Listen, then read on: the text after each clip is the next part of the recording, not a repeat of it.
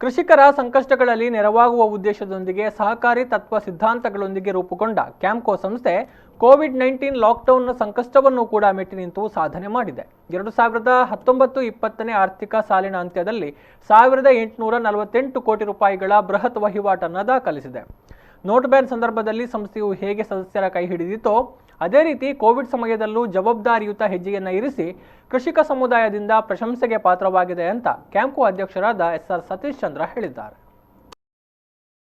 2019-20 ಆರ್ಥಿಕ ವರ್ಷದ ಕೊನೆಯಲ್ಲಿ ಬಂದಪ್ಪಳಿಸಿದ ಕೋವಿಡ್-19ನ ನಡುವೆಯೂ ಕ್ಯಾಂಪ್ಕೋ ಕೃಷಿಕರ ನೆರವಿಗೆ ಧಾವಿಸಿದೆ.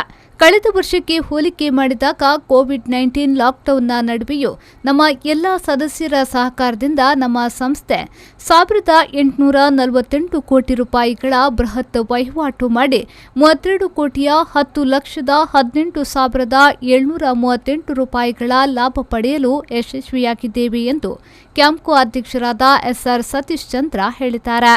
ಮಂಗಳೂರಿನ ಹೋಟೆಲ್ ಓಷನ್ ಪಲ್ನಲ್ಲಿ ಸುದ್ದಿಗೋಷ್ಠಿ ನಡೆಸಿ ಮಾಹಿತಿ ನೀಡಿದ ಅವರು, ಒಂದು ವೇಳೆ ಕೋವಿಡ್ ಬಿಕ್ಕಟ್ಟು ದೇಶವನ್ನು ಆವರಿಸಿಕೊಳ್ಳದೇ ಇರುತ್ತಿದ್ರೆ ಹಿಂದಿನ ವರ್ಷದ ವಹಿವಾಟನ್ನ ಮೀರುತ್ತಿತ್ತು ಎಂದು ಹೇಳಿದರು.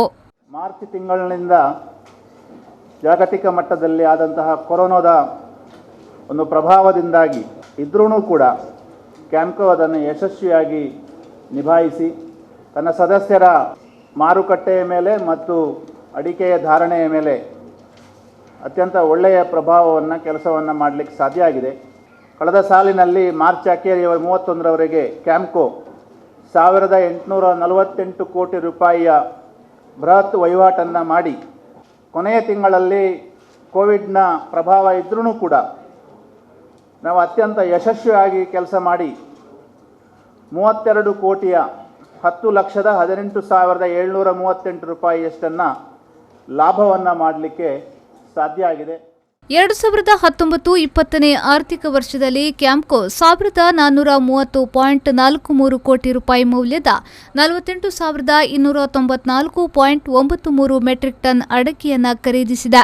19.70 ಕೋಟಿ ರೂಪಾಯಿ ಮೌಲ್ಯದ 3,534 ಮೆಟ್ರಿಕ್ ಟನ್ ಕೋಕೋ ಹಸಿ ಬೀಜವನ್ನು ಮತ್ತು 71.69 ಕೋಟಿ ರೂಪಾಯಿ ಮೌಲ್ಯದ 3,441.36 ಮೆಟ್ರಿಕ್ ಟನ್ ಒಣ ಬೀಜವನ್ನು ಖರೀದಿಸಿದೆ. ಕ್ಯಾಂಪ್ಕೋ ಚಾಕೊಲೇಟ್ ಉತ್ಪಾದನೆಯು 15,956.06 ಮೆಟ್ರಿಕ್ ಟನ್ಗೆ ಮುಟ್ಟಿರುತ್ತದೆ.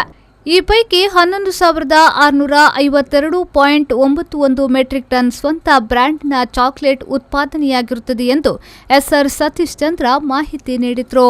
ಈ ಸಲ ನಾವು ಪುತ್ತೂರಿನ ವಿವೇಕಾನಂದ ಕಾಲೇಜಿನ ಒಟ್ಟಿಗೆ ಸೇರಿಕೊಂಡು ನಮ್ಮ ಸದಸ್ಯರ ಸಾಯಿಲ್ ಟೆಸ್ಟ್ ಮಾಡಿಸಿ ಒಂದು ಸಾಯಿಲ್ ಕಾರ್ಡ್ ಕೊಡತಕ್ಕಂಥ ಒಂದು ಐತಿಹಾಸಿಕ ಯೋಜನೆ ಇದು. ಮುಂದಿನ 2-3 ತಿಂಗಳಲ್ಲಿ ಇದು ಜಾರಿಗೆ ಬರಲಿಕ್ಕಿದೆ. ಇದರಿಂದಾಗಿ ರೈತನ ಉತ್ಪಾದನಾ ವೆಚ್ಚ ಕಡಿಮೆ ಆಗಲಿಕ್ಕಿದೆ ಮತ್ತು ರೈತನ ಉತ್ಪಾದನೆ ಹೆಚ್ಚಾಗಲಿಕ್ಕಿದೆ. ಉತ್ಪಾದನಾ ವೆಚ್ಚ ಕಡಿಮೆ ಆಗ್ತದೆ, ರೈತನ ಉತ್ಪಾದನೆ ಹೆಚ್ಚಾಗ್ತದೆ ಸೈಂಟಿಫಿಕ್ ಆಗಿ ಇರುವ ಕಾರಣ. ಇದರಿಂದಾಗಿ ಆತ್ಮನಿರ್ಭರ ಭಾರತ ಮತ್ತು ಈ ದೇಶದ ಪ್ರಧಾನಮಂತ್ರಿಯವರ ಕನಸು ಏನಿದೆ ರೈತನ ಆದಾಯವನ್ನು ಹೆಚ್ಚು ಮಾಡಬೇಕು ಅಂತ ಹೇಳೋ ದೃಷ್ಟಿಯಿಂದ ಇದಕ್ಕೂ ಕೂಡ ಕ್ಯಾಂಪ್ಕೋ ಒಂದು ಹೆಜ್ಜೆಯನ್ನು ಮುಂದೆ ಇಟ್ಟಿದೆ. ಇದು ಮುಂದಿನ 2 ತಿಂಗಳ ಒಳಗೆ ಇದು ಈ ಯೋಜನೆ ಜಾರಿಗೆ ಬರಲಿಕ್ಕಿದೆ. ಪ್ರಸಕ್ತ ಆರ್ಥಿಕ ವರ್ಷದಲ್ಲಿ ಸ್ಪೈಸ್ ಟಾಫಿ ಎನ್ನುವ ಹೊಸ ಚಾಕೊಲೇಟ್ ಉತ್ಪನ್ನವನ್ನು ಮಾರುಕಟ್ಟೆಗೆ ಪರಿಚಯಿಸಲಾಗಿದ್ದು ಉತ್ತಮ ಬೇಡಿಕೆ ಪಡೆದಿದೆ. ಕಾವು ಎಂಬಲ್ಲಿ ನಿರ್ಮಾಣ ಹಂತದಲ್ಲಿರುವ ಬೃಹತ್ ಗೋದಾಮು ಕಾಳುಮೆಣಸು ಸಂಸ್ಕರಣಾ ಘಟಕವನ್ನು ಹೊಂದಿರಲಿದೆ. ರೈತರ ಉತ್ಪನ್ನಗಳ ದಾಸ್ತಾನಿಗಾಗಿ ಸಾಕಷ್ಟು ಸ್ಥಳಾವಕಾಶವನ್ನು ಹೊಂದುವ ದೃಷ್ಟಿಯಿಂದ ಬೈಕಂಪಾಡಿ, ಬೆಳ್ತಂಗಡಿ ಮತ್ತು ಕೇರಳದ ತ್ರಿಶೂರ್ನಲ್ಲಿ ಬೃಹತ್ ಗೋದಾಮುಗಳನ್ನು ನಿರ್ಮಿಸಲಾಗಿದೆ ಎಂದು ಮಾಹಿತಿ ನೀಡಿದರು. ಮುಂದಿನ ದಿನಗಳಲ್ಲಿ ಪುತ್ತೂರಿನಿಂದ ಕಾವು ಅಂತ ಹೇಳುವಲ್ಲಿ ನಮ್ಮದು ಒಂದು ದೊಡ್ಡ ಪೆಪ್ಪರ್ ಪ್ರಾಜೆಕ್ಟ್ ಆಗ್ತಾ ಇದೆ. 25 ಕೋಟಿ ರೂಪಾಯಿ ವೆಚ್ಚದಲ್ಲಿ ಪೆಪ್ಪರ್ ಪ್ರೊಸೆಸಿಂಗ್ ಯೂನಿಟ್ ಆಗ್ತಾ ಇದೆ ಮತ್ತು ಒಂದು ಗೋಡೌನ್ಗಳ ಸಮುಚ್ಚಯವನ್ನೇ ನಿರ್ಮಾಣವನ್ನು ಮಾಡ್ತಾ ಇದ್ದೇವೆ. ಮುಂದಿನ ದಿನಗಳಲ್ಲಿ ಎಷ್ಟೇ ಅಡಿಕೆ ಖರೀದಿ ಮಾಡಲಿಕ್ಕೆ ಕೂಡ ನಮಗೆ ಯಾವುದೇ ಇನ್ಫ್ರಾಸ್ಟ್ರಕ್ಚರ್ ತೊಂದರೆ ಆಗಬಾರ್ದು ಅನ್ನೋ ದೃಷ್ಟಿಯಿಂದ ಅತ್ಯಾಧುನಿಕವಾದಂತಹ ವೈಜ್ಞಾನಿಕವಾಗಿ ಇದನ್ನು ಮಾಡ್ತಾ ಇದ್ದೇವೆ. ಮುಂದಿನ ಫೆಬ್ರವರಿ ತಿಂಗಳ ಒಳಗೆ ಇದು ಲೋಕಾರ್ಪಣೆ ಆಗಲಿಕ್ಕಿದೆ ಅಂತ ಹೇಳ್ತಕ್ಕಂಥದ್ದನ್ನು ಕೂಡ ಈ ಸಂದರ್ಭದಲ್ಲಿ ಹೇಳ್ತಾ ಇದ್ದೇವೆ. ಸುದ್ದಿಗೋಷ್ಠಿಯಲ್ಲಿ ಕ್ಯಾಂಪ್ಕೋ ಉಪಾಧ್ಯಕ್ಷರಾದ ಶಂಕರ್ ನಾರಾಯಣ್ ಭಟ್ ಖಂಡಿಗೆ, ವ್ಯವಸ್ಥಾಪಕ ನಿರ್ದೇಶಕರಾದ ಎಚ್.ಎಂ. ಕೃಷ್ಣಕುಮಾರ್, ನಿರ್ದೇಶಕರಾದ ಕಿಶೋರ್, ಜನರಲ್ ಮ್ಯಾನೇಜರ್ ರೇಷ್ಮಾ ಉಪಸ್ಥಿತರಿದ್ದರು. ಪವನ್ ಕಾಚ್ಮಡ್ಕ ವಿ4 ನ್ಯೂಸ್ 24/7 ಮಂಗಳೂರು.